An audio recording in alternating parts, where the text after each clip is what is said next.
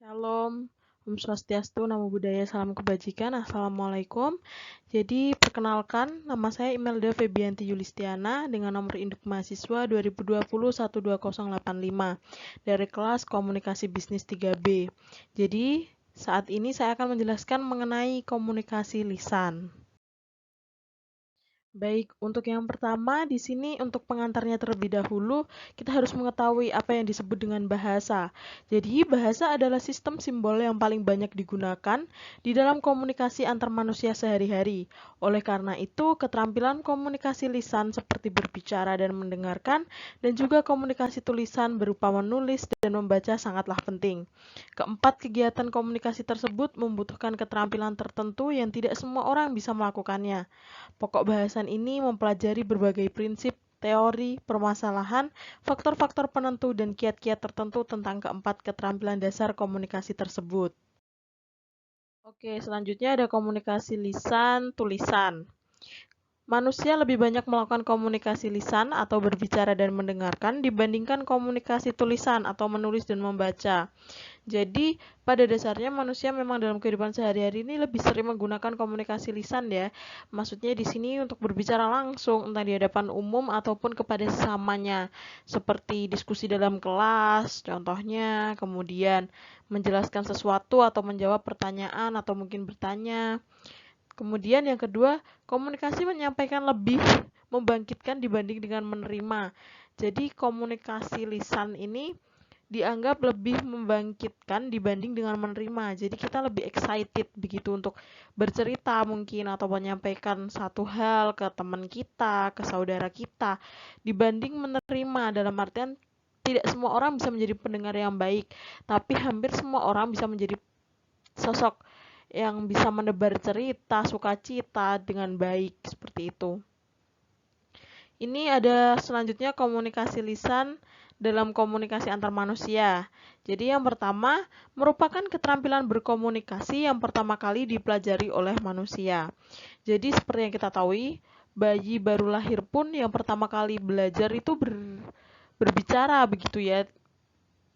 Jadi yang pertama kali dipelajari adalah berbicara, tidak langsung belajar menulis gitu, tidak, karena apa yang mereka dengar itulah yang mereka pelajari. Jadi setiap orang tua atau saudara berbicara, pasti bayi itu akan menangkap dan kemudian itu yang akan menjadi pembelajaran untuk mereka untuk kemudian langsung bisa belajar untuk berbicara gitu. Terus selanjutnya merupakan era paling awal komunikasi antara manusia setelah era isyarat dan lambang. Jadi komunikasi lisan digunakan setelah adanya era isyarat dan lambang. Sangat berperan dalam kehidupan manusia sejak masa tradisi retorika di Yunani hingga masa pemanfaatan bagi kampanye politik atau era Hitler dan Mussolini dan juga sebagainya. Selanjutnya, di sini ada komunikasi lisan tulisan. Jadi ini seperti gambarannya begitu ya. Membaca 17%, berbicara 16%, menulis 14%, mendengarkan 53%. Perilaku membangkitkan beserta dengan urutannya. Bisa dilihat di sini yang pertama memang berbicara, yang kedua mendengarkan, ketiga menulis, keempat membaca. Yang selanjutnya di sini ada berbicara efektif atau bisa disebut pembicaraan harus dapat didengar dan dipahami dengan baik dan benar maknanya oleh penerima sehingga tidak terjadi salah tangkap begitu ya, salah tangkap informasi. Kemudian berbicara efektif tuh sering dianggap sulit begitu. Kenapa? Karena mungkin kata-kata yang dilontarkan langsung hilang di udara, tidak bisa dipegang secara fisik.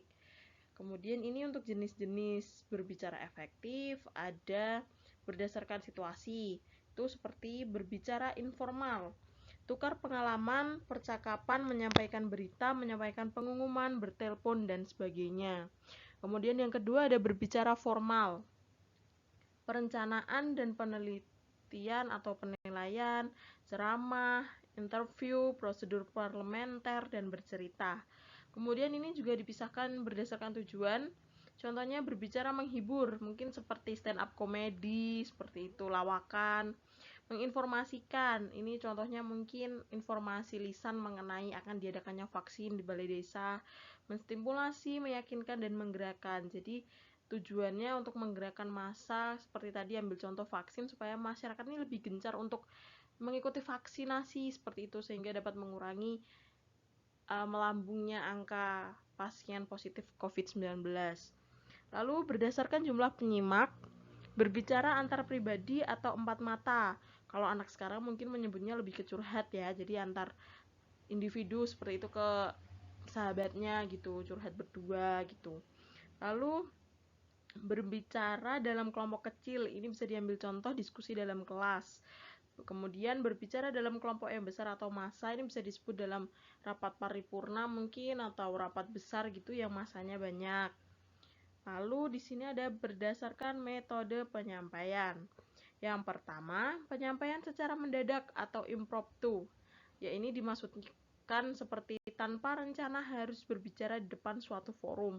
Mungkin saja karena menggantikan pembicara yang tidak datang atau karena alasan lainnya. Yang kedua, penyampaian berdasarkan catatan kecil. Jadi beliau yang akan menyampaikan secara lisan ini membawa catatan kecil yang berisikan poin-poin penting yang mungkin akan disampaikan nantinya di depan forum. Lalu penyampaian berdasarkan hafalan. Ada naskah tapi sudah dihafalkan sehingga pada saat berbicara tidak membaca. Kemudian penyampaian berdasarkan naskah, yaitu berbicara dengan cara membacakan naskah yang sudah dibawa. Selanjutnya, berbicara efektif juga dapat mengembangkan keterampilan. Karena berbicara memerlukan keterampilan khusus, perlu latihan, terutama mengode materi ke dalam kata-kata lisan. Kedua, menyampaikannya dengan benar dan sesuai, jadi tidak ada salah persepsi begitu nantinya atau salah tangkap. Kemudian mengembangkan empati terhadap pendengar. Selanjutnya yang akan dibahas ini teknik berbicara efektif. Di sini ada 6.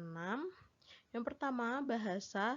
Ini yang digunakan harus efektif, tata bahasanya harus benar, dan kosakata atau variasinya. Kemudian yang kedua ada materi. Materi yang disampaikan juga tentunya harus jelas, sesuai, dikenal, minat, dan terasosiasikan. Jadi nanti tidak ada lagi seperti salah tangkap atau mungkin salah persepsi seperti itu.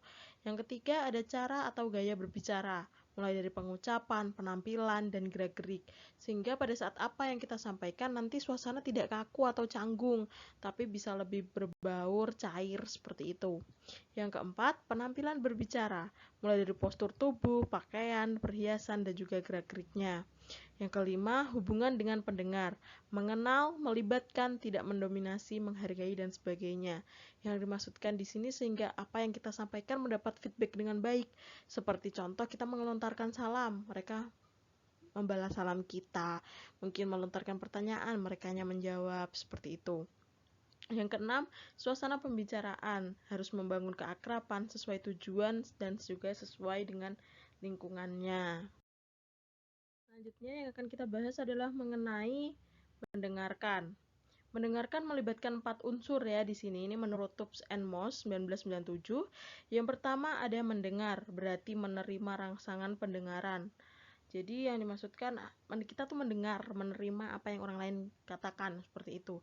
Yang kedua perhatian, yakni memperhatikan rangsangan tertentu, mengabaikan rangsangan lainnya. Jadi fokus. Lanjut ketiga ada memahami atau pemberian makna pada yang didengar. Yang kelima, mengingat dalam artian menyimpan informasi untuk diperoleh kembali. Jadi tidak langsung menguap, hilang begitu saja, seperti itu. Tadi sudah membahas tentang apa sih mendengarkan. Selanjutnya ini ada jenis-jenis mendengarkan. Sama menurut Tubbs and Moss 1997. Ini ada yang pertama, mendengarkan yang menyenangkan atau pleasurable listening. Ketika bercakap-cakap, bercanda, mendengarkan hiburan di radio, dan menonton TV sebagainya, yang bisa disebut dengan seperti mendengarkan yang membuat kita enjoy dengan suasana seperti itu. Yang kedua, ada mendengarkan secara diskriminatif, fokus mencari informasi-informasi tertentu, misalnya saat kuliah nih. Jadi di ruang kelas dosen sedang menjelaskan, kita sebagai mahasiswa mendengarkan lalu mencatat mungkin atau fokus pada poin-poin tertentu, poin-poin penting yang disampaikan oleh dosen di saat pembelajaran itu sedang berlangsung. Kemudian yang ketiga, mendengarkan secara kritis, sambil aktif menelisik, mengevaluasi, cari benar salahnya, kekuatan kelemahannya, misalnya dalam sidang pengadilan. Jadi ini harus kritis karena kita harus menentukan nih mana yang kubu benar, mana yang salah untuk mencari keadilan seperti itu. Jadi tidak sembarangan hanya ikut sana ikut sini seperti itu, tapi kita harus aktif untuk menelisik kebenaran dan juga mengevaluasi nantinya. Yang keempat, ada mendengarkan dengan empati. Yang dimaksudkan, mendengarkan yang tersirat, ikut merasakan emosi pembicara, seperti saat mendengarkan keluh kesah teman, atau bercurhat ini tadi ya. Jadi, tidak mungkin nih curhat teman kita sedang sedih, tapi respon kita justru malah ketawa-ketawa. Itu kan kurang sinkron begitu ya. Jadi, ikut merasakan emosional teman kita, ikut merasakan apa yang dia alami. Jadi, lebih sinkron sehingga nanti solusi yang didapat juga lebih efektif gitu. Jadi pokok bahasan mendengarkan ini tentunya ada hambatan ya teman-teman. Jadi ini yang pertama, hambatan mendengarkan menurut Devitus 1997. Yang pertama, sibuk dengan diri sendiri, sibuk hal lain yang tidak berhubungan seperti memainkan rambut, menggambar. Jadi tidak fokus begitu ya, tapi malah sibuk dengan dirinya sendiri. Mungkin bisa diambil contoh memainkan HP untuk saat-saat ini. Kedua, sibuk dengan urusan eksternal, memikirkan yang tidak ada di tempat mendengarkan atau melamun. Jadi fisiknya di mana, pikirannya di mana, bisa jadi fisiknya di sini mendengarkan, tapi pikirannya lari kemana-mana gitu ya, maksudnya bercabang gitu, tidak fokus dengan apa yang sedang dihadapi saat ini. Kemudian yang ketiga, mempertajam atau sharpening, hanya memperhatikan hal-hal tertentu, jadi fokus pada hal-hal tertentu yang ingin dicari atau dituju. Yang keempat, asimilasi atau merekonstruksi yang didengar sesuai sikap, prasangka, kebutuhan, dan nilai-nilai sendiri, tidak ditambah-tambahi begitu ya. Kemudian yang kelima, faktor kawan atau lawan, mendistorsi pesan karena sikap kepada pembicara. Yang keenam, mendengar yang diharapkan atau mengasosiasikan yang didengar dengan sikap yang sudah terbentuk. Untuk mendengarkan sendiri pasti perlu diefektifkan ya. Ini kalau menurut Devito 1997, yang pertama dengan cara mendengarkan partisipatif dan pasif. Yang kedua, mendengarkan secara empatik dan objektif. Lalu yang ketiga, mendengarkan tanpa menilai dan mendengarkan secara kritis. Yang keempat, mendengarkan secara dangkal dan secara dalam. Seperti itu. Sekian penjelasan atau presentasi dari saya. Kurang lebihnya saya mohon maaf apabila dalam penggunaan kata masih kurang tepat atau mungkin dalam penjelasannya masih kurang jelas. Atas perhatian dan waktunya saya mengucapkan terima kasih.